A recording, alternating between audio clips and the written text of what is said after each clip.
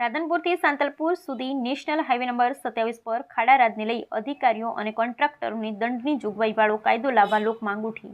રાધનપુરથી સાંતલપુર સુધી national highway number 27 પર ખાડા રાજને લઈ સોશિયલ મીડિયામાં જોરદાર સવાલવાળી પોસ્ટ વહેતી થઈ છે।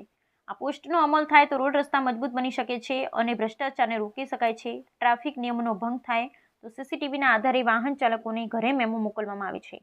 વાત ગમે પણ એ જ સીસીટીવીના કેમેરામાં રોડ પર પડેલા ખાડા દેખાય તો જે તે અધિકારી કોન્ટ્રાક્ટરને બનાવેલ રોડ અને ખાડા દીઠ મેમો મોકલાય અને દંડની જોગવાઈ થાય તેવો કાયદો સરકારશ્રી દ્વારા લાવવો જોઈએ, જેથી કરી રોડ રસ્તામાં થતા ભ્રષ્ટાચારને રોકી શકાય છે।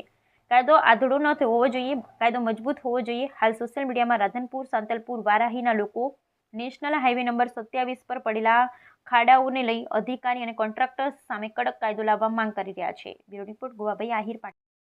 ભગીરસિંહ જાડેજા। આ જે રોડના જે ખાડા જે થાય રહ્યા એના કારણે આકાશમાં જેટલા થાય રહ્યા, ટોલ ટેક્સ એટલા લઈ રહ્યા, અધિકારીઓ કોન્ટ્રાક્ટરો બધા ભ્રષ્ટાચાર છે એના હિસાબે સીસીટીવી કેમેરા લાગવા પડે, સીસીટીવી કેમેરા લાગે અને આ ભ્રષ્ટાચાર રોકાય એવી અમારી માંગણી છે। આજ રોજ સાંતલપુર તાલુકાના સાંતલપુર ગામ અને ગામ વિસ્તારમાં જે રાધનપુરથી કરીને સામીખેડ જે રોડ રસ્તા છે એનું ટોલ ટેક્સ લેવામાં આવે છે, બધું લેવામાં આવે છે, ફાસ્ટેગ લેવામાં આવે છે, ખાડા પડ્યા છે। આ સુધી કેટલા સમાચાર ન્યૂઝ ચલાવ્યા છે, ગામજનો કેટલા રજૂઆત કરી છે, તો છતાં હજુ સુધી કોઈ ખાડાનો કાંઈ પ્રોગ્રામ નથી થયો। અત્યારે તમે ગામમાં જો પેલું પાણી ભર્યું છે, તમે જોઈ શકો।